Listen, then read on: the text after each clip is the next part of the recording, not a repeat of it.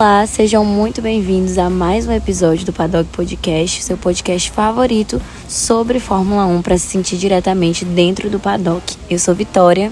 E eu sou a Emily, e hoje nós vamos falar sobre o improvável GP da Hungria.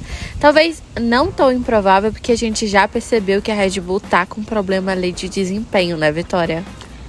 Foi um GP um pouco chocante. Eu tive que assistir depois, não assisti assim de primeira hora, mas fiquei muito chocada. Inclusive, fui tentando acompanhar. Não tava com muita internet no dia do GP, gente, mas fui tentando ali olhar pelo Twitter e por alguns portais de notícias. E aí, no final do dia, quando eu peguei a internet, que eu vi tudo que aconteceu direitinho, eu fiquei sem acreditar. E eu acho que o mais assim é porque o pós-entrevista também foi bem acalorado, né? O pós-entrevistas, e a gente teve ali também uma parte que lembrou muito 2021. Eu fiquei, meu Deus, será que vamos relembrar os velhos tempos? E parece que tá aí, né? Mas pra você, o que foi, assim, o mais de destaque nessa corrida? Acho que sem dúvida a vitória do Piastri. E sem dúvida mais ainda a questão de estratégia da McLaren, né? Que causou, querendo ou não, um clima assim bem estranho para ambos os pilotos. Foi uma coisa bem complicada. Chegou no final da corrida, eu fiquei, nossa, será que o Lando vai ali deixar o Piastri passar? Teve muita assim conversa no rádio essa corrida. A McLaren foi uma das equipes que mais conversaram, mas como você falou, a estratégia foi um pouco assim, deu certo até certo ponto, mas poderia ter atrapalhado o Piastri, porque a janela ali chamaram, né, primeiro o Lando e depois o Piastri, e assim, eu não sei o que teria acontecido caso o Lando não tivesse deixado o Piastri passar. Eu acho assim, ainda acho que o Norris acabou ficando balançado, viu? Porque ele demorou ali algumas voltinhas para devolver a posição. Mas acho que foi muito justo. Acho que não teria sido nem um pouco legal. Porque, querendo ou não, o Piastri ele se dedicou muito nessa corrida. Ele mostrou o potencial que a gente já tinha falado, que encontrava ali nele, que ele só precisava de uma chance. E a gente vê que na McLaren ainda tem muito essa questão. Não sei se é porque eles não estavam acostumados a estar assim, em tantos pódios, digamos assim, de ter um carro assim que tivesse ali para jogo. Corridas. De ter um carro ali para jogo. Não sei se eles não estavam acostumados e agora vão ter que mudar tudo. Mas eu acho que faltou esse pulso firme de questão de estratégia mesmo para a McLaren. Mas querendo ou não, é uma vitória, né? Um P1 e um P2 ali. E primeira vitória do Piastri, assim, ele deve ter comemorado muito, assim. A mãe dele, com certeza, ela disse que ia cancelar o Pilates das 6 horas, né, na segunda-feira. E ela deve estar muito feliz, ela é uma diva, sempre comentando as postagens, né, a Fórmula 1 até postou, ela dizendo que ia cancelar o Pilates, né, ia falar Piastri. Mas, como você falou, o Piastri, ele mereceu muito. Ele é um piloto de muito potencial. E ele é, tipo, super frio e calculista, assim. Parece que ele não tem emoções. Eu acho que ele, enfim, sabe guardar muito bem as emoções dele. Mas dava pra perceber que ele estava bastante feliz. Sobre a questão ainda do rádio, né, do Norris, a equipe teve um momento que falou: Lando, você ainda vai precisar do Piastri. Então, pensa bem no que você vai fazer, né? Pensa bem o que é que você quer pra sua vida, não só hoje, como também nas outras corridas. Porque, como a equipe falou, ele ainda vai precisar do Piastri. E aí? Eu acho que isso é muito e é muito válido para todas as equipes, né? Com essa questão de 2 pilotos que a gente vê dentro da Fórmula 1. É engraçado que quem não assiste Fórmula 1, minhas amigas, por exemplo, me perguntam por que são 2 pilotos? Então, quem que a equipe prioriza? Então, assim, é muito isso. Eu acho que numa equipe que não tem definido um P1 e um P2, digamos assim, um primeiro piloto e um segundo piloto, você ver que nessa corrida, se o seu parceiro de equipe tá ganhando, ajude ele ao máximo. E entra muito para aquela questão que a gente viu no final de semana passado do Leclerc e Sainz, por exemplo. GP da Espanha. Final de semana retrasado. Algum tempo atrás. Tipo GP da Espanha, que a gente entrou muito nessa questão sobre o Leclerc poderia ter ajudado mais Carlos Sainz. Quando foi em Mônaco, o Carlos Sainz ajudou muito o Leclerc. Eu acho que é muito isso. Eu acho que estão ambos convivendo ali numa mesma equipe. Eles sabem que em algum momento um vai precisar muito do outro, então é parar pra pensar. Agora, você falando de rádio, o Piastri controla muito as emoções, não demonstra, não foi isso que a gente viu da parte de Max Verstappen. Esse final de semana o Verstappen teve falas assim bem... Eu fico me perguntando se fosse algum outro piloto, como essas falas teriam sido interpretadas. Porque, por um lado, enquanto uns julgam muito ele, outros ficam falando que, ai, gente, é momento de estresse, não sei o quê. Mas até que ponto ele pode falar com a equipe da forma que ele falou?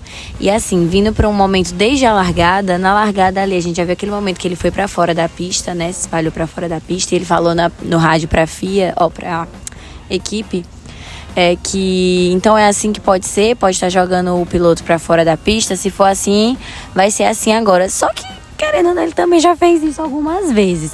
Eu acho que é igual você falou também da situação do Norris. É assim, tipo, eu tô passando por essa situação agora. E amanhã, qual a situação que eu vou estar passando? Vai ser igual a do meu coleguinha do lado? Não, e o caso do Verstappen chegou a ponto do engenheiro chamar ele de infantil. Eu fiquei, meu Deus, será isso tá mesmo acontecendo? Era um EDR de equipe no meio da corrida. E assim, teve uma hora que dava pra perceber que depois ele falou, né, que o que ele esperava da equipe é que eles falassem que eles tinham errado na estratégia. Enquanto a equipe, eu acho que até agora tá esperando um pedido de desculpas. Mas aí quando perguntaram pra ele, nossa, Verstappen, as pessoas estão falando que você foi muito grosso. O que é que você que é que você pode falar, né, sobre a situação? Ele mandou todo mundo ir pra aquele lugar, né? Que a gente sabe. Então, assim... Sabe uma coisa que eu tava refletindo? É aquilo assim, não é que ele não tem o direito de reclamar. Se o piloto não gostou da estratégia, a gente já falou diversas vezes aqui, eles que estão ali dentro do carro, eles que sabem o que eles passam. Então, ele tem esse respaldo, ele tem que chegar e falar mesmo pra equipe. Agora, é a forma que ele falou. E ele criticou muito a estratégia. Ah, é porque vocês me deram uma estratégia de merda, eu tive que dar um jeito com a estratégia que vocês me deram, não sei o que. Tipo, xingar a equipe, sabe? Umas coisas assim. Eu fico pensando, a Hannah, por exemplo, a gente sabe o potencial que essa mulher tem. Foi ela que ajudou em muitas das vitórias dele. Quase que ele conseguia a vitória em Silverstone por conta da competência que ela tem. Então eu fico pensando se não tem um limite pra forma que ele chegou a falar com a equipe.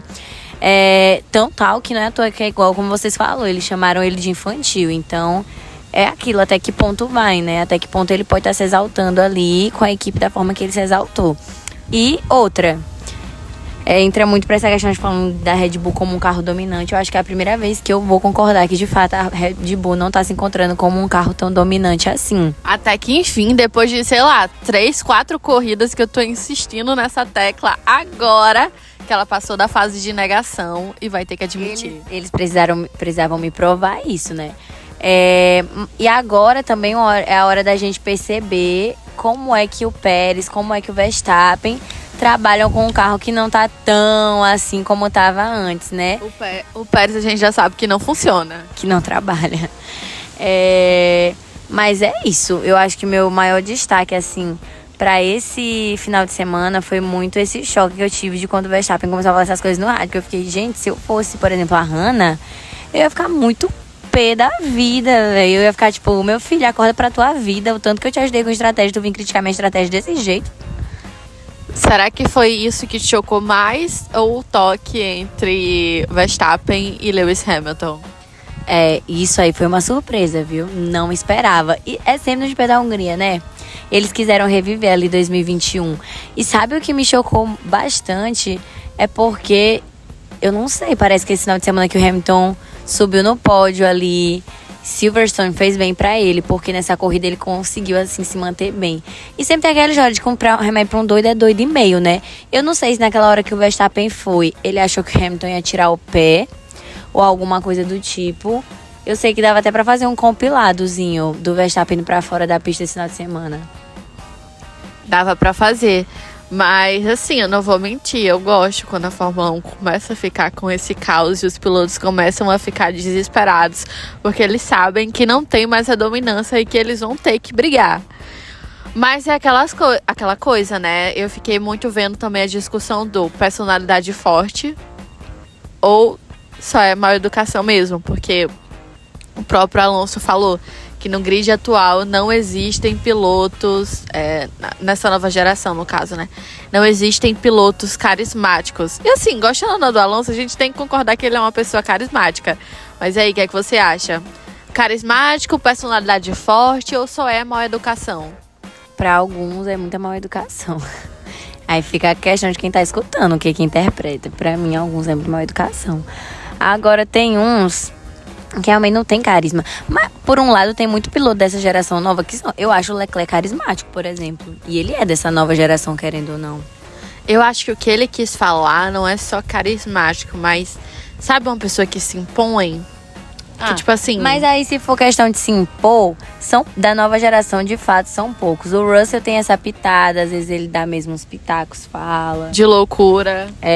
Se bem que nessas últimas corridas ele tem ficado até que quieto, uma coisa que me surpreende muito. Acho que de tanta gente falar que ele tava virado no Zezeu, aí ele resolveu se aquietar um pouco. Mas ele também fez uma boa corrida, assim, não foi nada desastroso. Mas falando de se impor, deixa eu pegar aqui uma coisa que eu tinha salvo pra falar, que é a questão Norris e Lewis Hamilton. Ah, sim. Ali foi torta de climão, minha gente. Ali, pós-corrida, vocês sabem que eles vão pra salinha e o Hamilton tava olhando as coisas... Ali, porque mostra os vídeos, né, das coisas que eles... Os momentos na corrida. Aí o Hamilton falou, uau, vocês foram rápidos. E o Norris virou pra ele e só falou assim, você tinha um carro rápido há 7 anos. Aí o Hamilton, minha filha, não sei o que deu nele não, porque ele é blessed, né? Aí ele respondeu pro Norris, 7 anos atrás é muito tempo, você estava aqui há 7 anos, eu não estava reclamando, só estava elogiando o fato de você ter um carro rápido. Assim, eu achei lapada seca essa do Hamilton Norris, mas ele mereceu um pouco, porque... Oxi, tipo, você estava aqui há 7 anos. Eu não entendi se o que ele quis dizer é que o Hamilton já tá tantos anos na Fórmula 1. Eu não sei o que ele quis dizer, não. Mas eu sei que o Hamilton não gostou da resposta. Foi a primeira vez que eu vi ele dar uma lapada seca, assim, em outro piloto. Sem ser no Rosberg. Sem ser no Rosberg. Porque o Rosberg ali é a grande exceção, né, da vida dele. Ele é foda-se blessed pro Rosberg. Gente... Eu amo falar isso nos episódios, porque o Rosberg, eu juro, ele tenta muito chamar a atenção do Hamilton. Repare, toda vida que algum repórter pergunta alguma coisa de alguma forma, nem que não tenha nada a ver, ele mete o nome do Hamilton no meio. Eu acho que ele não superou, não. É caso insuperável pra ele. Mas é muito isso, assim. Eu achei que o Lando mereceu um pouco essa resposta. E o pior de tudo é porque ainda ficou um climão também no pódio. Não sei se você sentiu isso, mas eu senti. Em relação ao Piastri e o Lando, ou o Lando e o Hamilton? Porque assim, a maioria das brigas desse final de semana tá com o Lando tá envolvido, né? É aquilo, gente. Tem um nome não pra uma pessoa que arruma briga com todo mundo? Um nome específico? Não sei, acho que não. Porque eu acho que tem. Se tiver e alguém lembrar, coloque nos comentários. Não é brigão, é algum outro nome. E se tiver, esse nome é pra Lando Norris. Porque se tem uma pessoa que arrumou confusão esse final de semana, foi ele. O querido tava assim, não sei, viu, baixo. Tudo que George Russell não aprontou, ele decidiu aprontar. Ele decidiu e eu fiquei, como é o nome? Eu fiquei pensando, né, sobre a frase dele pro Verstappen, falando sobre a amizade e, tipo... Ele que pra ele o Verstappen continuar em amizade, ele ia ter que admitir que ele fez errado. Aí eu fiquei pensando, será que ele não pensou naquele momento que todo mundo achava que ele não ia devolver a posição pro Piastri? Mesmo que depois ele falou, nossa, a equipe pediu, eu fiz. Mas deu a entender que ele não queria fazer, e que ele levou até o último momento pra deixar claro pra todo mundo que, tipo, de alguma forma ali ele tava dizendo que eu não queria fazer, só fiz por conta da equipe. Será que ele não pensou nessa frase que ele disse pro Verstappen? É isso que eu fico falando e pensando. E é igual a gente falou do pense no amanhã. Eu acho que ele não pensou no amanhã quando ele foi falar isso pro Verstappen. Porque, querendo ou não, é igual você falou, ele deu... Gente, quem assistiu viu que ele deu uma demorada assim pra devolver a posição. Eu achei que o pessoal teve que insistir ainda muito mais com ele no rádio do que deveriam. Sim. Agora indo pra Ferrari, né? Eu achei que a Ferrari, depois do tempo, assim, de corridas com vários desastres, ela deu um pouco de melhorada ali, né? Foi uma corrida razoável, eu acho, pra Ferrari. Não foi, um pódio, uma beleza de corrida, como foi uma corrida iluminada.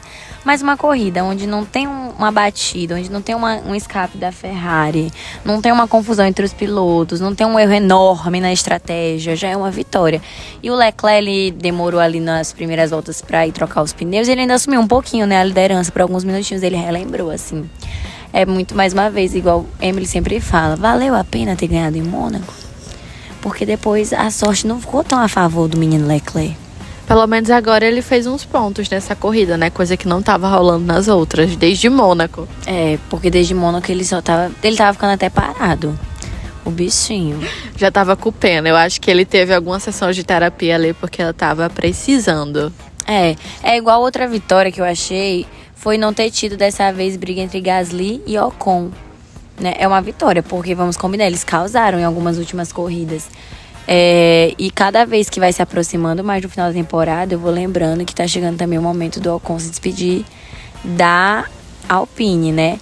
E assim, pelo que eu tô vendo no cenário, também não vejo ele indo pra outra equipe. Diz ele que já tem meio que assinado com outra equipe, né? Sei lá, Williams, Haas. Mas não é isso que eu fico, porque se fosse pra mudar, eu só vejo ele se for na Williams. Não vejo ele na Haas, não. Ia ser uma surpresa. E aí abre margem para mais uma vez ele, o nosso desempregado, que pelo vídeo não tá fazendo, não tá com nenhuma, ainda mais preocupado que ele não tá com nenhuma preocupação de desempregado. Carlos Sainz. Que inclusive disse que o pessoal perguntou, né, sobre o contrato, ele disse, tava muito ocupado assistindo a Euro. Aí eu fiquei, querido, amado, você tá desempregado. A cada dia que passa, uma equipe nova entra com contrato com outro piloto. É o que eu tô dizendo, por isso que eu fico assim, pensando, ou ele tem que ter uma proposta muito grande mesmo, como a gente imagina, né? Com a Audi, por exemplo, que a gente sempre fala aqui. Ou ele vai para alguma outra categoria experimentar algo, quer seguir os passos do pai, alguma outra categoria. Ou, gente, ele deve estar muito assegurado, muito confiante. Eu não sei, porque eu não teria essa confiança toda, não. E aí, assim, o que eu pensava dele era uma Mercedes ou uma Red Bull. Mas ele já deu também entrevista falando que era para descogitar o fato da Mercedes e Red Bull. Eu não tô entendendo, então. Ele quer o quê? Ele quer criar uma equipe nova pra ele, em qual ele ganhe sozinho, o piloto sozinho? Uma equipe montada, a gente tá sabendo de nada. Ou eu não sei, gente, porque tá uma tranquilidade muito grande. Eu nunca tinha visto. Todos os pilotos, quando estão assim, perto de terminar a temporada, que eles não renovaram o contrato com ninguém e não vão renovar com a própria equipe, que já estão, ficam pelo menos um tiquinho desesperados. E ele tá muito tranquilo. Um tiquinho, muitos deles assim, me pagam um cacho de banana e um copo d'água, que eu vou. O Tsunoda. O coitado de Tsunoda, o bichinho. Mas, enfim, eu acho que há muitas considerações que eu fico pensando também será que alguém pode chegar a ultrapassar o Verstappen no campeonato de pilotos? Porque uma derrota no campeonato de construtores, agora uma derrota no campeonato de pilotos, nas duas. Tá aí uma coisa que é assim, uma surpresa muito grande, viu? Aí eu ia dizer que a temporada de 2024 deu uma virada de chave. Ela já tá surpreendendo por não ter sempre o mesmo piloto em P1, mas aí eu ia dizer que o negócio da Fórmula 1 realmente é de surpreender. Eu, particularmente, acho que não. Acho que ele ainda vai ser mesmo o ganhador desse ano. Mas se alguém conseguisse essa proeza, eu ia ficar muito surpresa. Muito. Vamos ter que ver, né? Porque também vai vir da resposta da Red Bull e do próprio Verstappen, já que no campeonato de construtores não dá muito para contar com o Pérez. Apesar dele ter feito uma corrida razoável, tendo em vista as últimas dele. A corrida razoável do Pérez, não bateu. Não bateu, não abandonou. Não abandonou, principalmente não abandonou também. Não saiu tanto pra fora da pista e quebrou algo no carro. Exatamente. E tem mais alguma consideração sobre algum outro piloto? Não, no mais eu acho que é isso. Porque eu acho que de fato o destaque ficou nessa galerinha aí que surpreendeu esse final de semana. Mas é parabenizar mesmo o Piastri. Eu acho que pra quem torce pra ele deve ter ficado muito, muito feliz. É uma primeira vitória. Ele parece se dedicar muito. E ele é muito... Eu acho, igual você falou, ele é muito discreto em tudo que ele faz. Então, ele se dedica. E fiquei feliz por ele. Eu gosto quando pilotos novos, assim, têm pelo menos essa chance de se mostrar um pouco mais, né? Porque a gente não via isso tanto antes. E se o resto do grid conseguisse também se mostrar um pouco mais, não se metendo em confusão, é claro, seria muito bom para esse resto de final de temporada. Esperamos que tenhamos uma corrida assim, né, com esse grau de emoção aqui no Brasil. Já pensou um Alonso ganhando do nada? Aí eu gostaria. Essa menina, ele foi o único assim da velha guarda que ainda não subiu assim no pódio, né? Aí eu ficaria feliz, de verdade, se visse o Alonso ganhar a famosa 33 dele, que todo mundo tá esperando. Ele subindo pelo menos no pódio em terceiro, eu acho que já ia ficar bem feliz, né, ele. Vamos dar ali uma vaga pra idoso, né? Eu acho que ele merece. É prioridade. Mas, no mais, é isso, pessoal. Eu espero que vocês tenham gostado do episódio. Se ainda não seguem a gente no Instagram, sigam. Vai ficar na descrição do vídeo. Continuem acompanhando a gente aqui também no podcast. Bom, muito obrigada por ter escutado Mais um episódio do Paddock Podcast. Até a próxima. Até a próxima.